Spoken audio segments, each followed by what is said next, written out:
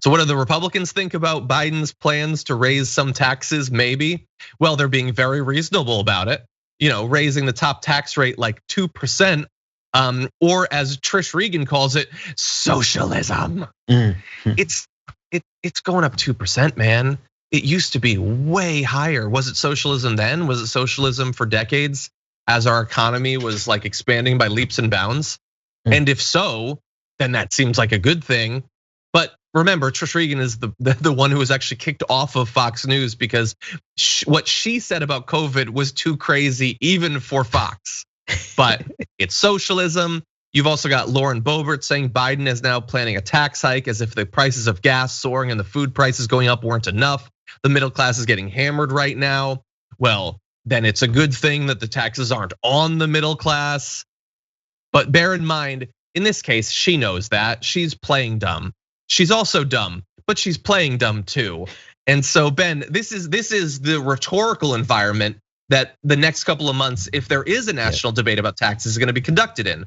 We're even raising it a couple points is socialism. They're gonna pretend that it applies to people that they don't, in the same way that they pretended that the Trump tax cuts were beneficial to those same groups. So this sounds like it's gonna be fun. Yeah, no, it's going to be the standard thing. But we have a small advantage that the pendulum is swinging a little bit more to the left. The Overton window is a little bit further to the left. I think the conversation that started with Occupy Wall Street all the way through Bernie Sanders' 2 campaigns, taxing the millionaires and the billionaires with very simplistic language. I think we could push back against the propaganda that would be coming from somebody like Boebert, who's saying that this is a tax hike on middle class. Well, no, this is a tax hike on Jeff Bezos, right? This is a tax hike on Bill Gates. Like, we could really get specific with it, but far be it for Democrats to use some effective language. Exactly. Now, look, they've come up with some ways to sort of simplify. They say no taxes on anyone making less than 400,000.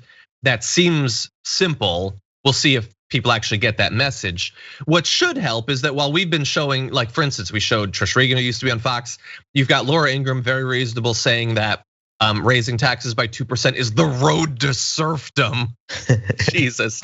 What we should have at least, Ben, is one of their hosts in support of this, and the most popular. So Tucker Carlson, remember, is a right-wing populist who hates the ruling class and the elites. And he's very critical of people like Jeff Bezos and other billionaires. So the fact that these taxes would only apply to those ruling elites and wouldn't hurt his working class, downtrodden, economic anxiety-ridden base, it would help them, then surely he's gonna do night after night pushing for these tax cuts, right?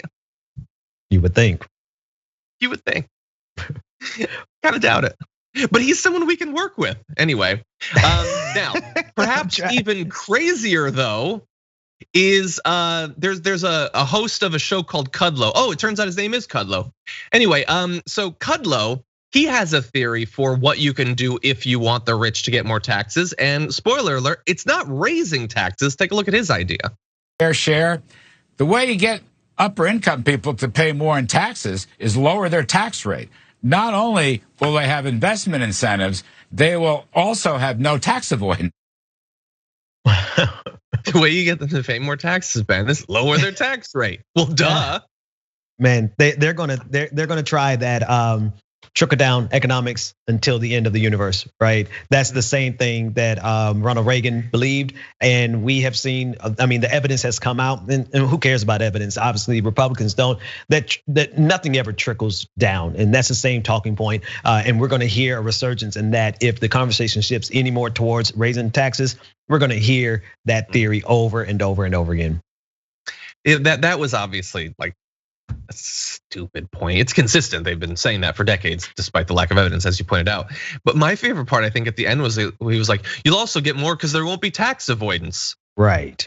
Why would there be less? What, like if we cut their taxes even more, then they would, out of the goodness of their heart, stop ripping us off, stop transferring their funds overseas?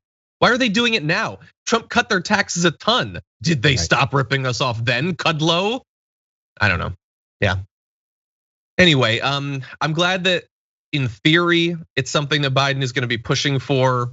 I don't have particularly high hopes. I think that Biden hasn't yet shown a willingness or ability to sort of railroad some of the more conservative Democrats in the Senate.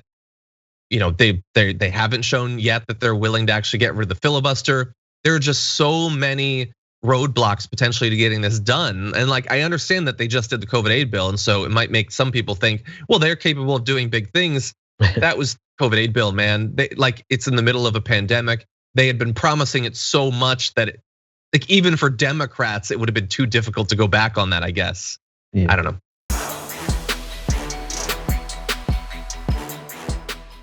For more political news breakdowns, interviews, stories of activism, and me trying my hardest to care about the occasional big celebrity news story, subscribe to our YouTube channel at youtube.com/thedamagereport. And you can ring the bell wherever it is so you don't miss anything.